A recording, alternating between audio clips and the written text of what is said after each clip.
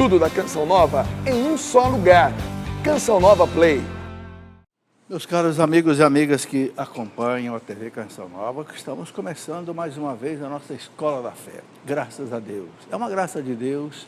Esse programa já tem mais de, acho que 25 anos no ar. Toda semana, uma vez por semana, trazendo a você um pouco daquilo que está no coração da igreja. Aquilo que há 2000 anos o Espírito Santo vem colocando nesse coração sagrado da igreja, né? Vamos rezar, vamos pedir ao mesmo Divino Espírito Santo que nos dê a sua graça, a sua bênção, a sua inspiração para esta noite. Em nome do Pai, do Filho e do Espírito Santo. Amém. Vinde, Espírito Santo, enchei os corações dos vossos fiéis, acendei neles o fogo do vosso amor. Enviai, Senhor, o teu Santo Espírito, e tudo será criado, renovareis a face da terra. Oremos, ó Deus, que instruíste os corações dos vossos fiéis, com a luz do Espírito Santo, fazei que apreciemos retamente todas as coisas segundo o mesmo Espírito e gozemos sempre da sua consolação. Por Cristo nosso Senhor. Amém. Pedindo ao Senhor que, pela intercessão de Nossa Senhora, nós possamos fazer um bom programa. Ave Maria, cheia de graça, o Senhor é convosco. Bendita sois vós entre as mulheres, e bendito é o fruto do vosso ventre, Jesus. Santa Maria, Mãe de Deus, rogai por nós, pecadores, agora e na hora de nossa morte. Amém. Glória ao Pai, ao Filho e ao Espírito Santo, como era no princípio, agora e sempre. Amém. São José, rogai por nós. Em nome do Pai, do Filho e do Espírito Santo. Amém. Bem-vindos vocês que estão aqui no nosso estúdio. Vou dizer o nome da cidade de vocês: Itaguaí, Rio de Janeiro. Quem é? Beleza, bem-vindos. São Paulo, capital. Está ali, Três Rios, Rio de Janeiro. Itupeva, São Paulo. Santo André, São Paulo. Ponta Grossa, Paraná, certo? Piracicaba, São Paulo. E alguém de Sergipe, Aracaju. Beleza? Se tiver faltando alguém, depois a gente... Manaus, Amazonas, bem-vindos, estamos aí. Uma alegria receber vocês todos aqui. O que nós vamos conversar nessa nossa Escola da Fé hoje? Nós estamos começando um ano novo. Cada ano novo que começa na Escola da Fé, eu começo com um assunto novo também. Esse ano eu quero focalizar alguns pontos importantes da história da igreja, a história do cristianismo, e vou também entremear com algumas outras coisas. Por exemplo, algum santo, né, de vez em quando, a vida de algum santo importante. Por exemplo, semana passada, nós falamos de São João Bosco, né? Dia 31 de janeiro, dia dele. Então, de vez em quando, eu vou colocar também a história, a biografia de algum santo, porque os santos têm muitas coisas para nos ensinar. Bom, você pode fazer contato conosco pelo nosso e-mail, escoladafé@cançãonova.com. Temos o Twitter também, né? .com/Escola da Fé. Temos aí também o telefone que agora está no WhatsApp também, o 12 31 86 2600, ok? Bom, eu quero lembrar que a Canção Nova, né? Nós já estamos aí mais um mês, de fevereiro, você vai receber aí o seu boleto, né, de contribuição com a Canção Nova. Agora, lembre-se do seguinte: esse boleto só vale até o último dia de fevereiro, dia 29, né? Esse ano é ano bissexto, né? Então vai até 29. Daqui, um recado muito bonito do Padre Jonas, e para você fazer aqui a sua contribuição, certo? Lembre-se, a Canção Nova depende exclusivamente disso daqui para colocar todo o seu sistema de evangelização no ar, rádio, TV, internet, casas de missão. Gente, não é brincadeira não, são mais de 1000 funcionários, são mais de 1000 consagrados, né? Trabalhando dia e noite, evangelizando esse país. Louvado seja Deus. Amém. Então vamos começar a nossa conversa de hoje. Hoje vamos tratar um pouco de um assunto interessante. Eu quero começar a falar do início do cristianismo, né? Vocês estão vendo aí uma imagem, né, que retrata o bom pastor. De onde é que é essa imagem? Essa imagem é das catacumbas de Roma do primeiro século.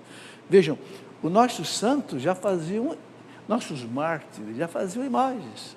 Como é que não pode fazer imagens? Se os mártires, que eram perseguidos pelo Império Romano, faziam. As catacumbas são cheias de imagens. Um dia, lá das catacumbas de São Calixto, eu trouxe um livro só de fotografia, de imagem que tem nas paredes das catacumbas. Os nossos mártires faziam imagens. Vamos lá, então vamos conversar um pouco, né?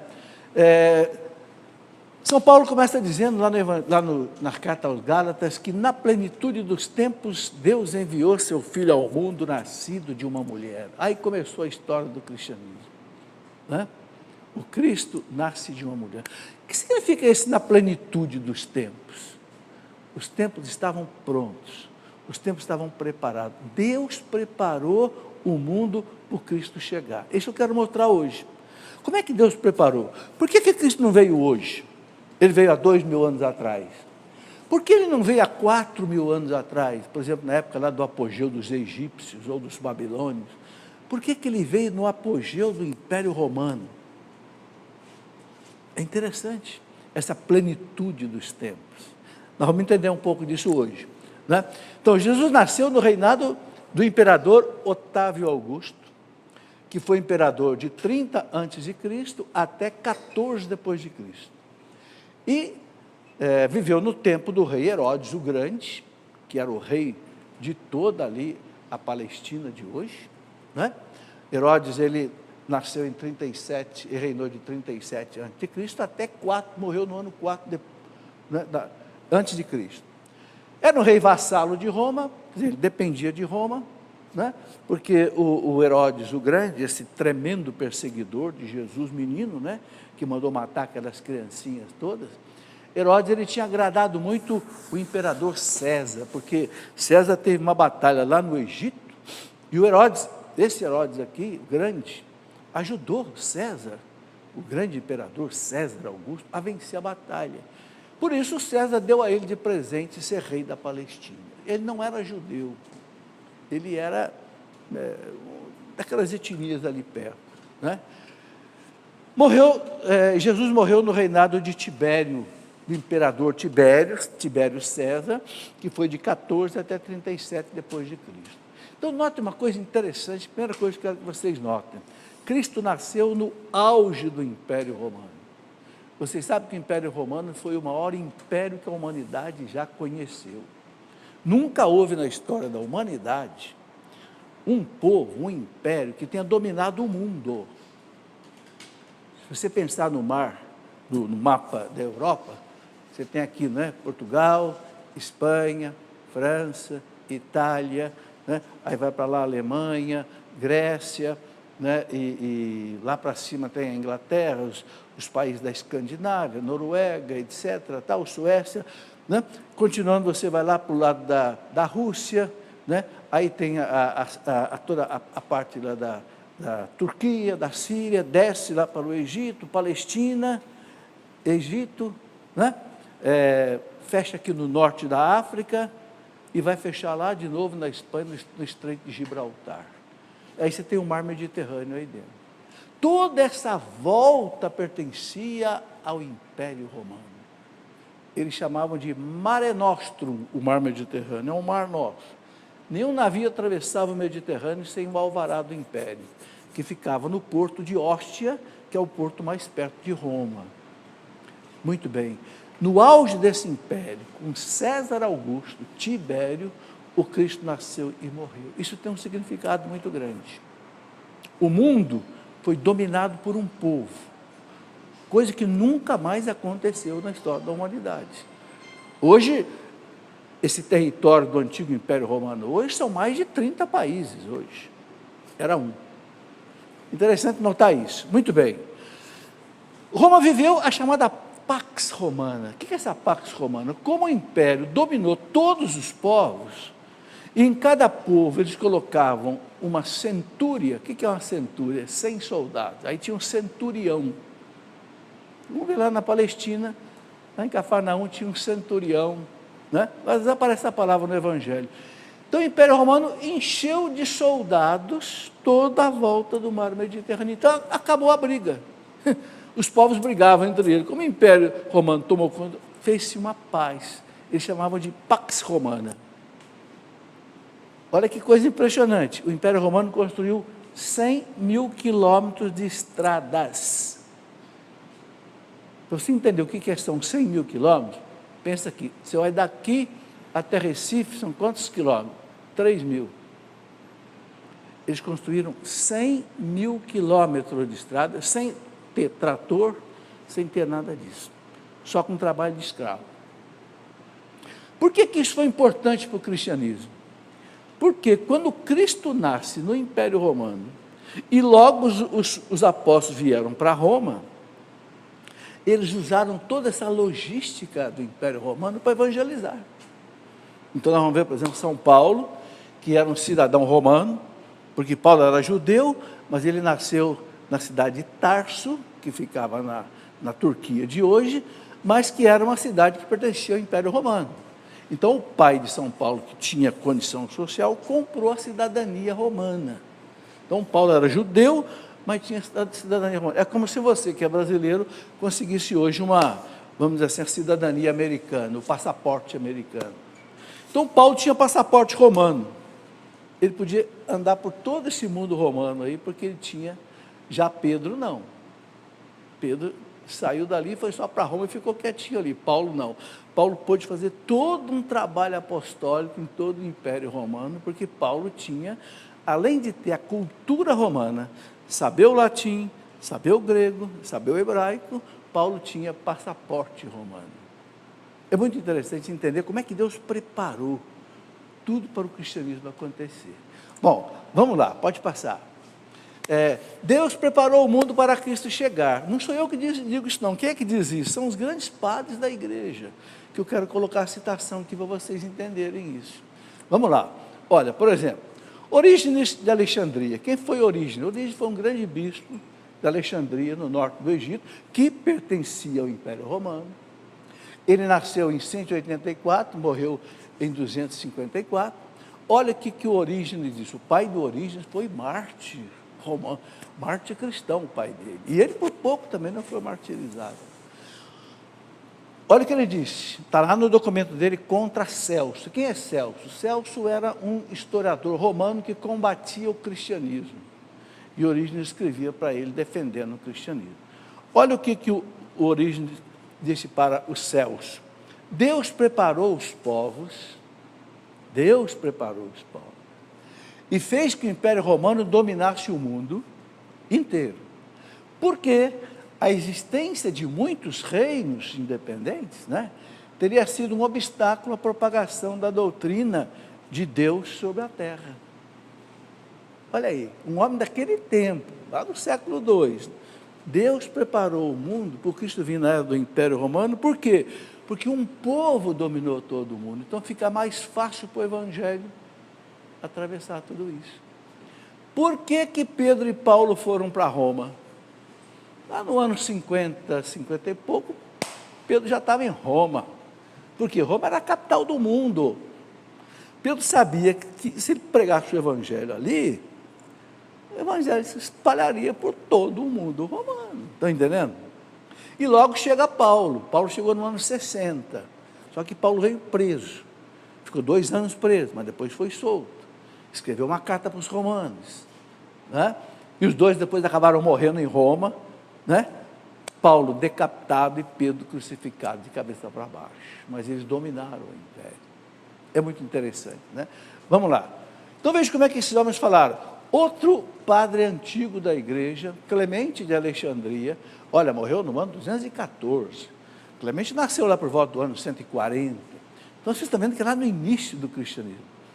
Clemente, ele fundou a primeira escola de teologia da igreja, em Alexandria, no norte do Egito.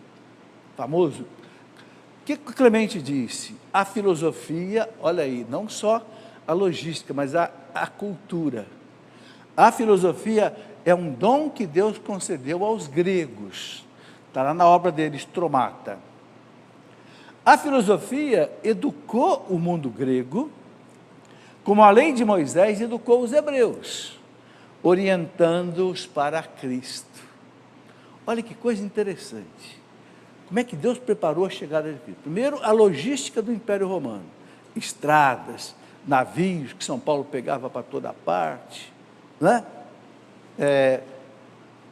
Volta um pouquinho. A filosofia grega preparou o cristianismo. Platão, Aristóteles, também a filosofia romana, Sêneca, Cícero.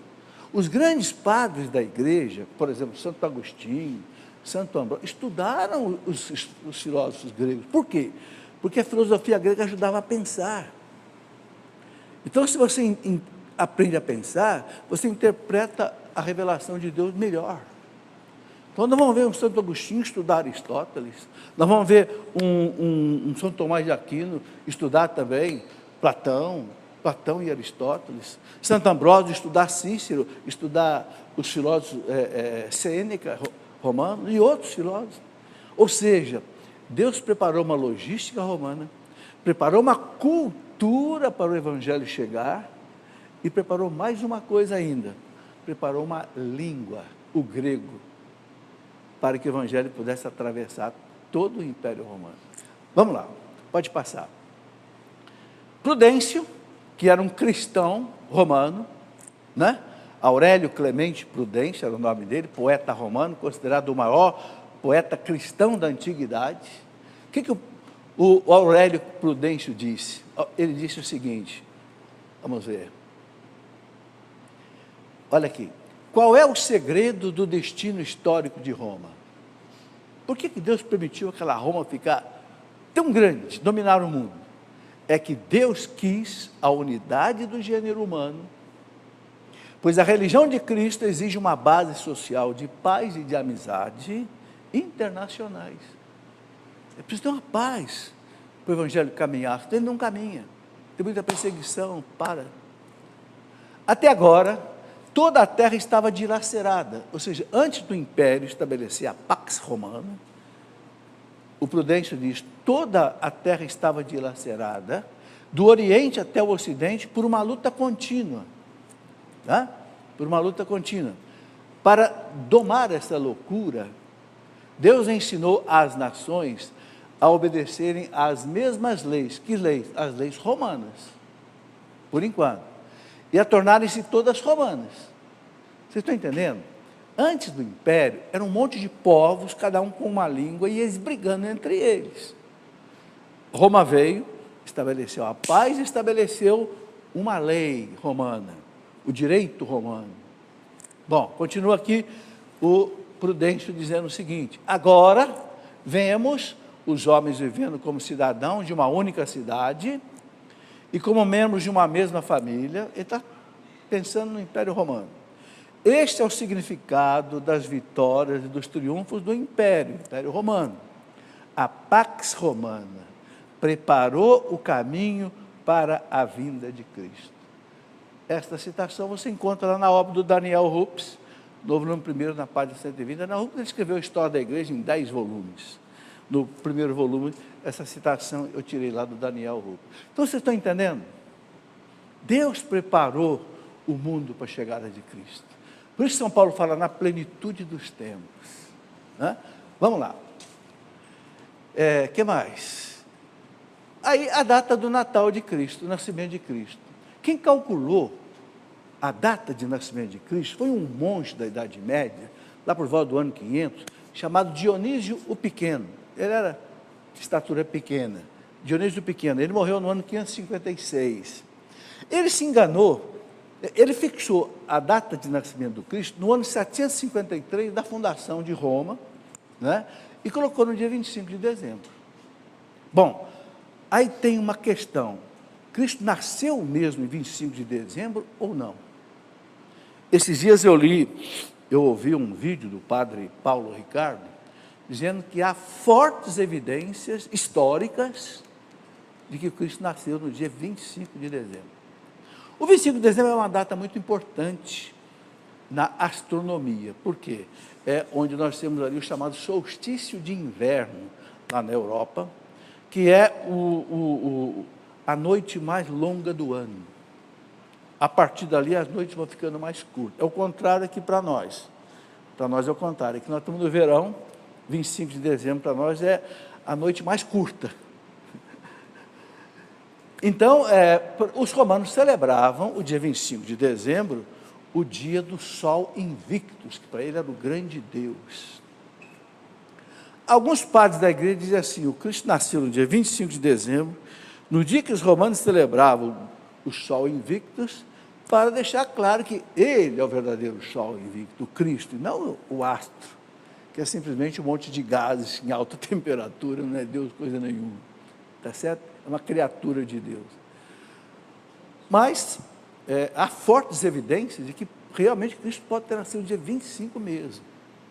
Há ainda alguma duvidazinha, mas um estudo profundo que o padre Paulo fez, com várias citações de historiadores antigos, coloca a questão do dia 25 de dezembro. Bom, só que o nosso amigo Dionísio, ele errou, mais ou menos por 6 anos. Por quê?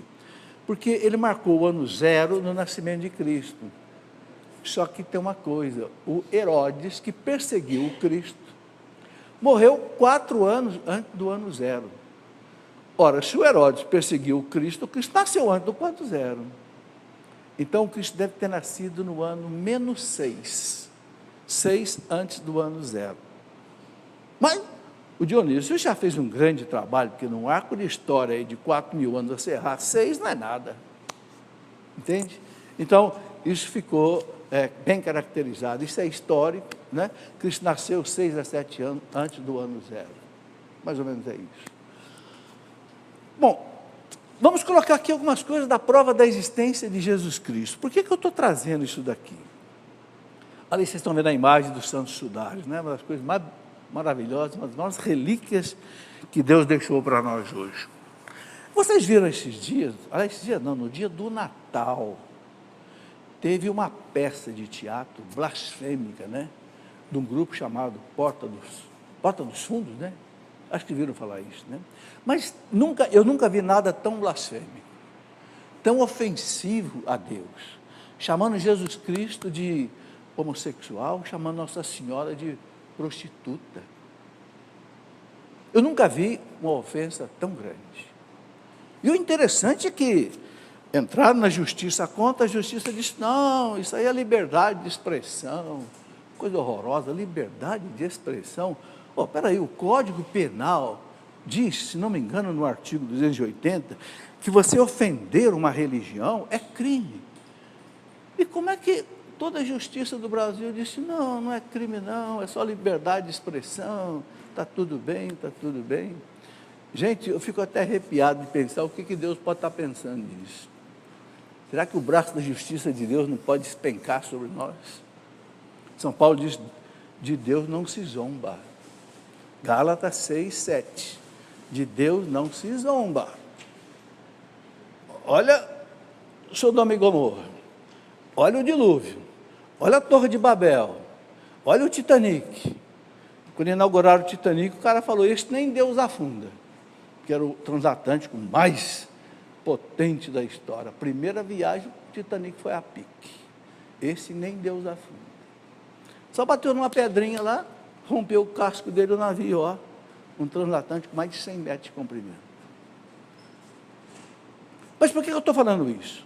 Porque entrevistaram o diretor dessa peça, e ele disse, não, para mim Cristo não existe, para mim Cristo é um mito, Cristo é uma lenda, Cristo para mim é como se fosse Chapeuzinho Vermelho, Lobo Mau, Papai Noel, Branca de Neve. Cristo é um mito, é uma lenda. Opa, peraí. Por isso que eu quero colocar aqui as provas da existência de Jesus Cristo. Sabe, isso é uma ignorância histórica tremenda, dizer que Jesus Cristo não existiu. Para dizer que Jesus Cristo não existiu, você tem que dizer que Cleópatra não existiu, Júlio César não existiu, Sêneca não existiu. Então vamos negar tudo. Porque as mesmas bases históricas, científicas que provam a existência de Jesus Cristo, provam a existência de todos esses outros personagens da antiguidade. Então, eu quero mostrar isso um pouco hoje. Né? Vamos lá, passa aí. Documentos escritos por romanos, escritores romanos, que não tem nada de cristão nem de católico, lá do ano 1100 até 120. Olha lá, por exemplo, Tácito. Quem foi Tácito? Tácito foi um historiador romano. Você pode até encontrar isso no Google, na internet. O nome dele é Publius Cornelius Tácitus.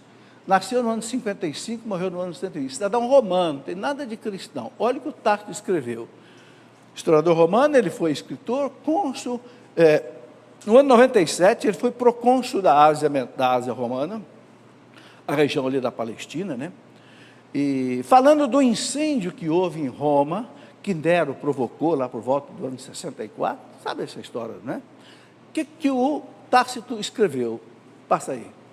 Ele escreveu o seguinte: um boato acabrunhador atribuía a Nero a ordem de pôr fogo na cidade de Roma. Então, para cortar o mal pela raiz, Nero imaginou culpados e entregou às torturas mais horríveis esses homens detestados pelas suas façanhas, que o povo apelidava de cristãos. Olha aí, já no ano primeiro século falando de cristão. Continua. Este nome vem de Cristo. Olha, será que Cristo não existiu? Esse nome vem de Cristo, que sob o reinado de Tibério, Cristo nasceu no reinado de Tibério, foi condenado ao suplício pelo procurador Pôncio Pilatos. Como é que Cristo não existiu? O historiador romano, da época esta seita perniciosa, que seita? O cristianismo, reprimida a princípio, expandiu-se de novo, não somente na Judéia, onde tinha sua origem, mas na própria cidade de Roma. Está lá nos anais, né, do nosso amigo, né, Tácito. Quer dizer, é um documento histórico. Como é que um diretor de teatro, que é um homem culto, vem dizer que não, Jesus é um mito, é uma lenda, uma fantasia? Maldade. Ele sabe que Cristo existiu. Ele pode não acreditar em Cristo como Deus, nem os racionalistas da Revolução Francesa, que negavam a divindade de Cristo, Renan, Carnot, Rousseau, Voltaire, Diderot, Montesquieu, Condorcet, aqueles racionalistas que fizeram a Revolução Francesa, inimigos da igreja, eles não aceitavam Cristo como Deus, mas não negavam a existência de Cristo. Agora nós temos um homem do século XXI, que devia ter uma cultura muito maior, vem com essa fantasia de que Cristo é uma lenda. Então, se é uma lenda, eu posso debochar de Cristo, eu posso debochar da Virgem Maria, eu posso debochar de quem quiser, assim como eu posso debochar do Papai Noel, eu posso debochar da Branca de Neve, que é lenda. Aí sim é lenda. Estão entendendo por que eu estou colocando isso? Porque a mentira, você só combate de um jeito, com a verdade. Não é xingando, gritando, batendo. A mentira você só combate com a verdade. Bom, pode passar. O outro historiador romano, Plínio o Jovem. Quem foi Plínio o Jovem? Caius Plínio Cecílio II. Eu faço questão de dar o nome inteiro da pessoa, para vocês saberem que é real, é científico. Nasceu em 61, morreu em 114. O que o Plínio disse? Era sobrinho do Plínio chamado o Velho, que foi governador romano da Bitínia, na Ásia Menor. Escreveu ao imperador Trajano, que perseguia tremendamente os cristãos no ano 112. O Plínio, o Jovem, escreveu para o Trajano o seguinte: Trajano estava em Roma, Plínio estava na Ásia Menor. A perseguição aos cristãos estava forte. O que o Plínio escreveu para o Trajano? Perguntando para o Trajano se ele devia ou não condenar os cristãos à morte. Aí ele escreveu: os cristãos estavam habituados a se reunir em dia determinado, antes do nascer do sol, e cantar um cântico a Cristo, que eles tinham como Deus. Está lá nas epístolas do Plínio. Como é que o Cristo não existiu? Um escritor, segundo escritor romano, que deixa claro isso. Passa mais um, a gente já vai para o intervalo, né? Suetônio, outro historiador romano, também do primeiro século, olha aí, nasceu em 69, morreu em 126. O que o Suetônio colocou? Caius Suetônios Tranquilos, historiador romano, no ano 120, referindo-se ao reinado do imperador romano Cláudio, que foi de 41 até 54, afirma que este expulsou de Roma os judeus, que, sob impulso de Cristo, se haviam tornado causa frequente de tumultos. Aí tem uma coisa interessante. O nosso amigo Suetônio, ele confundia os cristãos com os judeus. Por quê? Porque eram os únicos povos monoteístas que adoravam o único Deus. Roma era cheio de deuses, Os gregos eram cheios de Deus. Então, o nosso amigo confundia, né? Confundia os cristãos, achavam que os judeus que estavam em Roma e foram expulsos de Roma pelo imperador Cláudio, no ano de 41 até 54, está nos Atos dos Apóstolos. Ele confundiu os judeus e explicitamente falar de Cristo. Então, vocês estão vendo que é uma ignorância histórica querer negar a divindade de Jesus Cristo. Alguém pode não aceitar o Cristo como Deus, tudo bem, problema de cada um, mas negar a existência histórica de Cristo é assinar um atestado de ignorância histórica. Sinto muito. Intervalo? Vamos para o nosso intervalo e a gente volta já para continuar essa conversa aí. Só um minutinho. Muito bem, já estamos de volta com a nossa Escola da Fé. Tá, eu quero mostrar aqui 2 livros muito importantes. Um deles da irmã Maria Eunice, bem conhecida. A irmã Maria Eunice trabalha muito com cura e libertação. Ela escreveu esse livrinho aqui para ajudar as pessoas que queiram fazer 20 minutos de adoração a Jesus sacramentado. Muito interessante. Ela coloca coisa muito prática aqui nesse livrinho, né? Por exemplo, ela coloca aqui, pergunte para Jesus, por exemplo, né? Diante dele. Primeiro começa dizendo, Jesus, eu te amo. Depois, cura-me, Senhor Jesus. Tens algum pedido em favor de alguém? E tu não precisas de alguma graça? Né? Enfim, ela vai orientando aí a 20 minutos de adoração diante do Santíssimo. Tá? E quero mostrar também, né, o retiro popular, né, que todo ano a Canção Nova prepara para a Quaresma, preparado por Dom Alberto Taveira Correia, né, e que todo ano prepara esse retiro. Okay? Aqui você pode ter uma Quaresma muito enriquecida de espiritualidade, e não é só para a Quaresma não, sabe, depois mesmo você pode, durante muitos anos, você pode ainda se enriquecer com toda a colocação que Dom Taveira coloca aqui neste livro. Bom, quero aproveitar para mostrar este livro, Porque Sou Católico, onde muito dessa nossa aula de hoje está aqui. Tanto nesse livro quanto nesse. Jesus Cristo é Deus.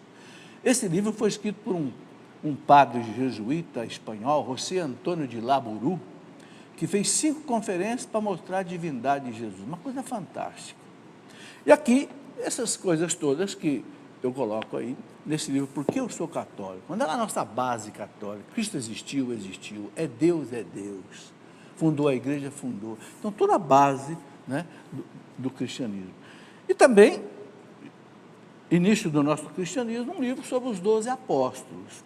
Né? Muitas pessoas me pediam para fazer um livrinho sobre os 12 apóstolos. Eu fiz aqui um resumo da vida dos 12 apóstolos. Ajuda a gente a entender, né, esse início do cristianismo.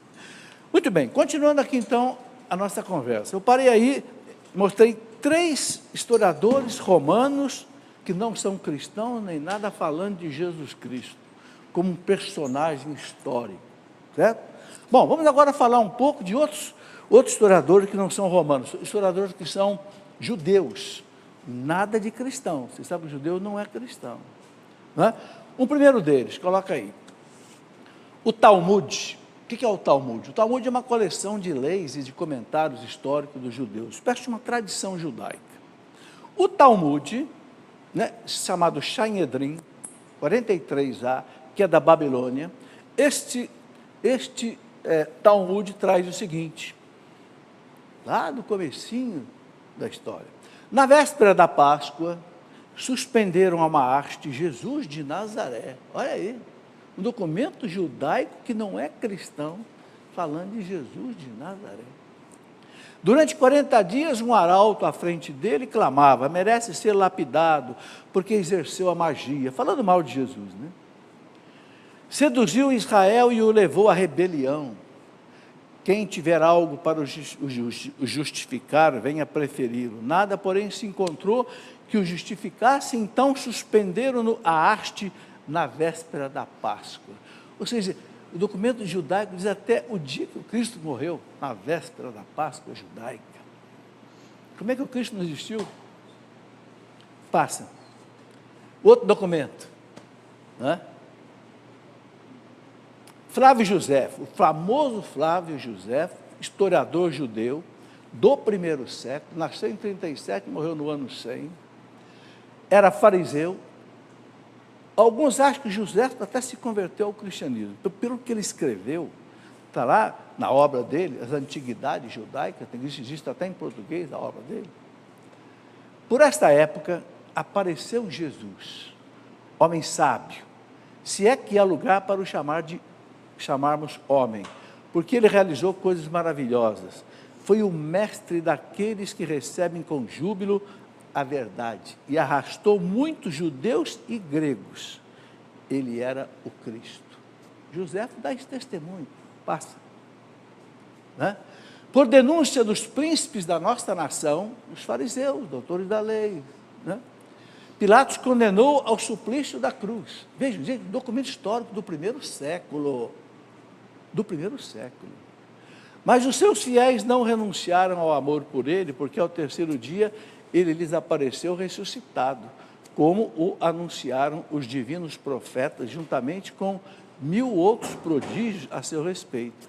Ainda hoje subsiste o grupo que por sua causa recebeu o nome de cristão. Está lá, Antiguidades Judaicas do José. Esse livro existe em português para quem quiser conferir. O historiador do primeiro século. Pode passar. E temos também os documentos cristãos. Além dos documentos romanos falando de Cristo, os documentos judaicos falando de Cristo, temos os documentos cristãos, os nossos evangelhos. Então vamos ver aqui algumas coisas interessantes. Por exemplo,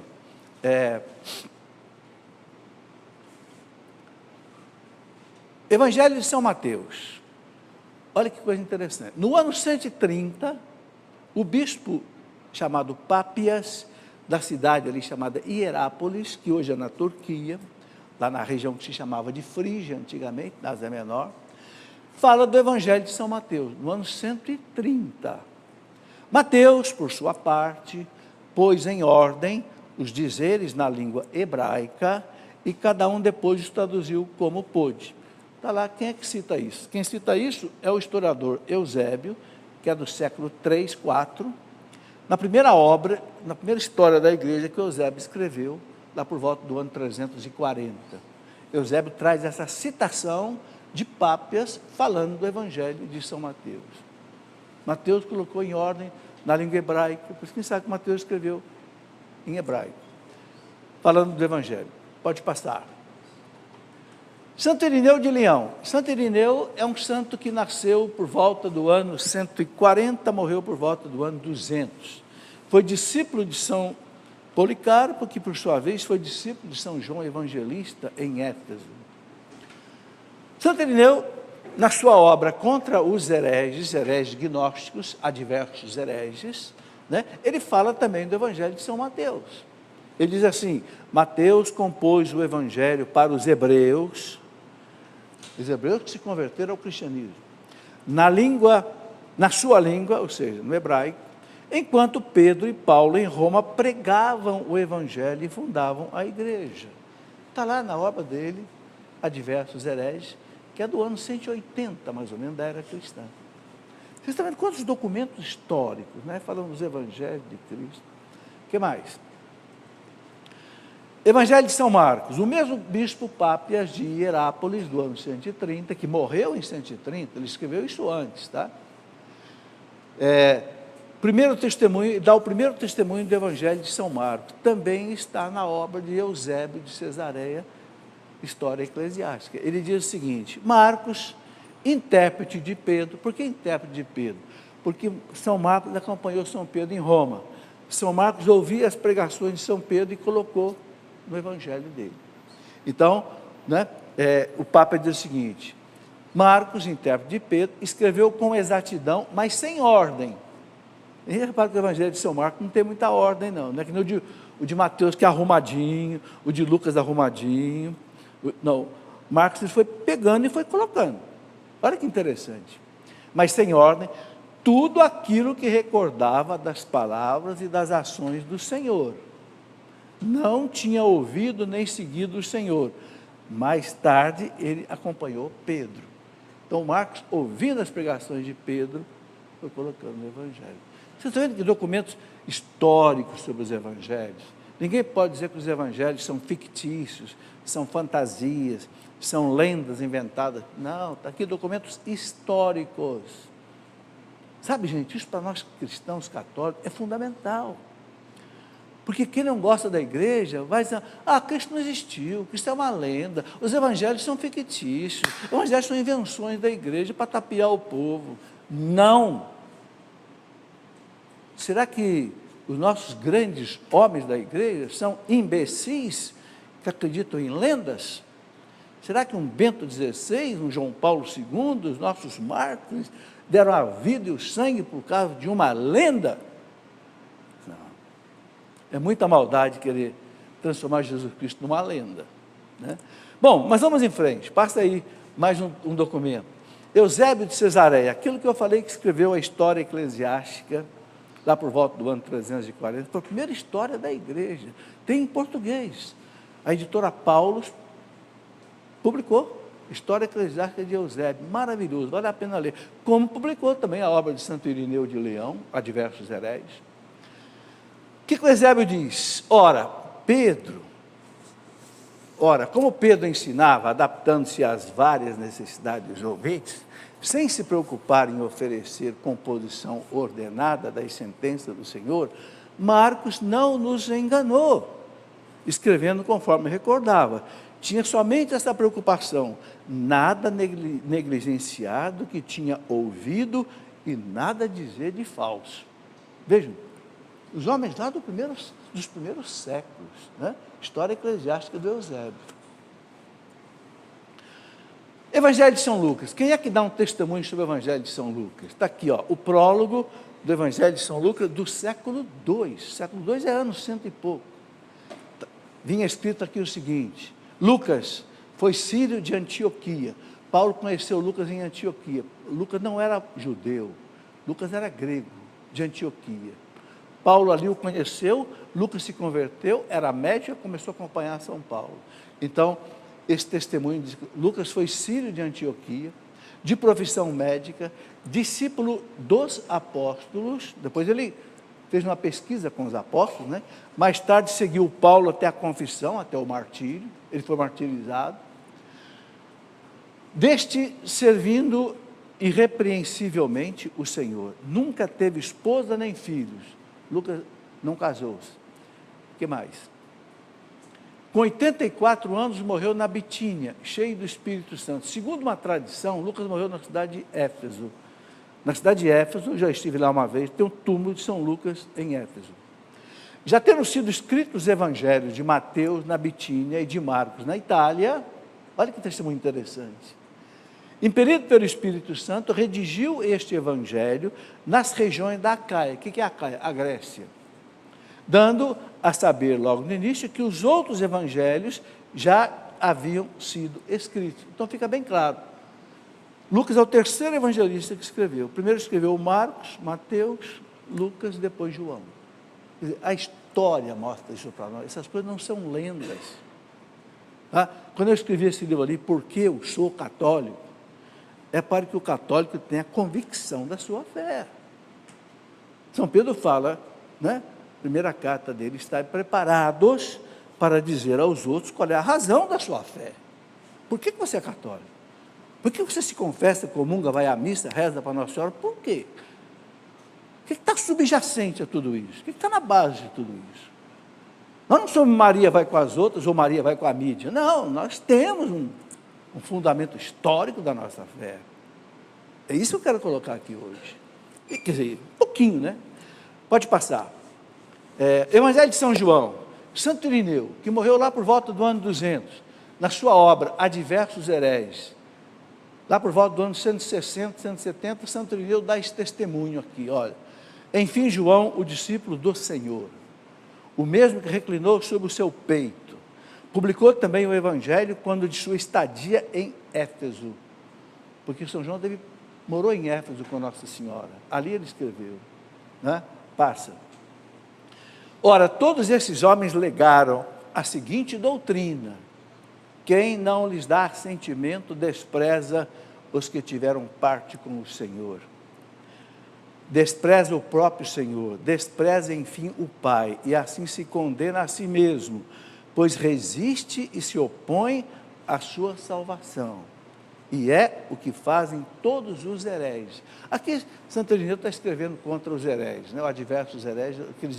A primeira heresia que entrou na igreja, o gnosticismo, que negava a encarnação do Verbo, né?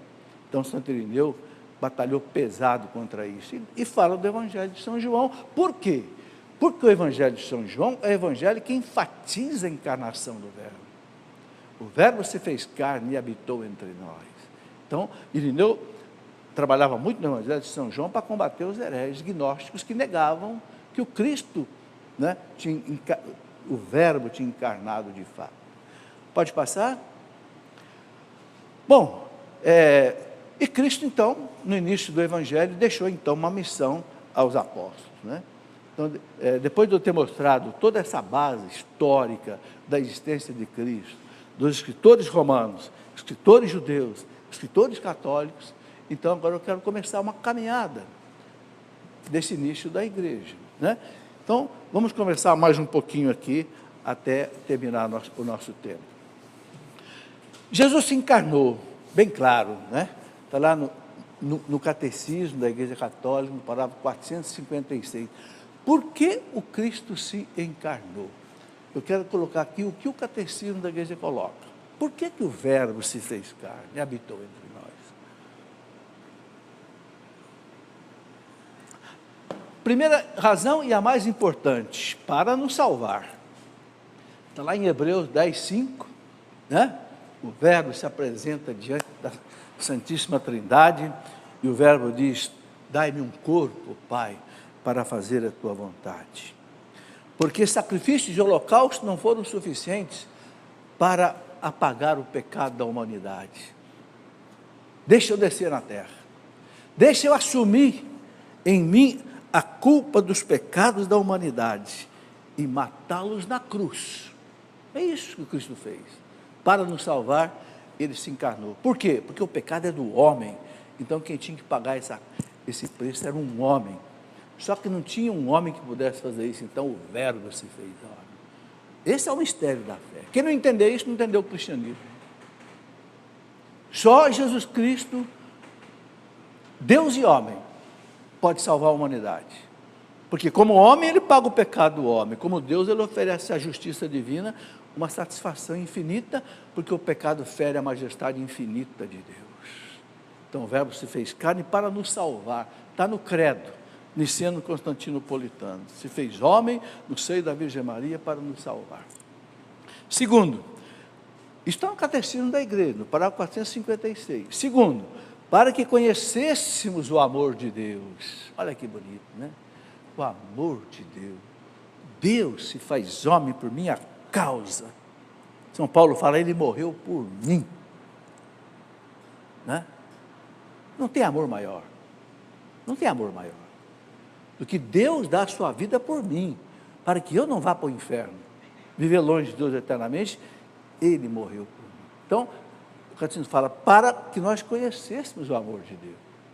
Ninguém mais pode duvidar do amor de Deus. Depois que o Cristo se fez homem, quem duvidar do amor de Deus está blasfemando. Terceiro, para ser nosso modelo de santidade. O homem precisava de um modelo de santidade, porque o pecado perverteu a humanidade. Então, Jesus disse, eu sou a luz do mundo. Quem me segue não anda nas trevas. Me sigam, né? Me sigam. E deixou todo o Evangelho, o Sermão da Montanha. Qual é o caminho da santidade? Esse é o caminho da santidade, né? Através das parábolas, através do Sermão da Montanha, através, né, das suas pregações, ele mostrou o caminho a nós da santidade, né? Ser cristão é ser alter Christus, é ser um outro Cristo, é imitar o Cristo. São Leomar dizia, de que vale você carregar o nome de cristão se você não imita Jesus Cristo? Não vale nada, né? Que adianta você carregar o nome de cristão se você não imita Jesus Cristo? Ele é o modelo da santidade. Quarto, para nos tornar participantes da natureza divina de São Pedro. Como assim? tornar participante da natureza divina. Ai, que coisa maravilhosa! Pelo batismo. Pelo batismo nós somos enxertados em Cristo. A gente se torna membro de Cristo, corpo de Cristo, templo da Santíssima Trindade. Então nós participamos da vida divina. A vida divina agora está em nós pelo batismo. Quem vive sem pecado original, sem pecado pessoal, sem pecado mortal, é templo da Santíssima Trindade, participa da vida divina. Mas é o Cristo que conseguiu isso para nós. Tá aí, gente, é isso que eu tinha para colocar hoje. Temos um padre aqui, nosso amigo. Pode chegar aqui, padre, por favor. Uma alegria, né? Eu sempre gosto quando tem um padre aqui que possa encerrar o nosso programa. Como é que chama, padre? Padre Carlos. Carlos de? Sou de Recife, mas sou da obra de Maria e sou da missão da obra em Jerusalém. Que beleza, Alba de Maria. Tantas vezes eu viajei com a Alba de Maria, graças a Deus. Ô padre, deixa seu recado rápido para nós, que não tem muito tempo, e a sua bênção. Certo. Maravilhoso escutar, não é? Reviver isso que estudamos e sempre coisas novas, essa verdade da fé que é Jesus. Verdadeiramente o Filho de Deus viveu, se fez um de nós, é histórico. É história. É história. Jesus viveu nesse mundo, então o povo precisa saber escutar. E olha, padre, parece até uma providência divina a tua presença aqui hoje. Eu falando aqui das coisas históricas de Cristo. A obra de Maria, junto com a Canção Nova, leva a gente para ver essas provas históricas de Cristo. Porque a Terra Santa é um museu aberto. Você vai ver lá o Mar da Galileia, você vai ver o túmulo de Lázaro, você vai ver o túmulo de Jesus, você vai ver uma prova histórica. Um farsante desse aí, não querer se apoiar a dizer que o Cristo é uma fantasia, para poder blasfemar a figura de Cristo e de Maria. Eu creio que mais do que ignorância é maldade mesmo. Maldade mesmo. Maldade. Né? Mas, olha, eu aconselho, quem puder fazer uma viagem à Terra Santa, pela obra de Maria, junto com a Canção Nova, que é uma parceria saudável, né? Eu já fiz essa viagem mais de 10 vezes com a obra de Maria. Esse ano vai vir Pentecostes? Se Deus quiser. Ali você vê essas coisas todas que eu pude mostrar um pouco nessa aula de hoje. Exato. Paulo VI dizia que a Terra Santa é como o quinto evangelho. Então, um convite mesmo aí que vocês possam conhecer a Terra Santa. O Senhor esteja convosco. Ele está no meio de nós. Pela intercessão de São João Bosco, que celebramos a memória hoje de Nossa Senhora, a bênção do Deus Todo-Poderoso, Pai, Filho e Espírito Santo, desça sobre você e sobre a sua família e permaneça para sempre. Amém. Amém. Muito obrigado, padre. Prazer. Um grande abraço. Tem um aberto ao Gilberto, certo. Salomé, os fundadores da obra de Maria. E a vocês todos que vieram participar aqui conosco ao vivo, muito obrigado pela presença. Voltem sempre. E você de casa também, que Deus o abençoe.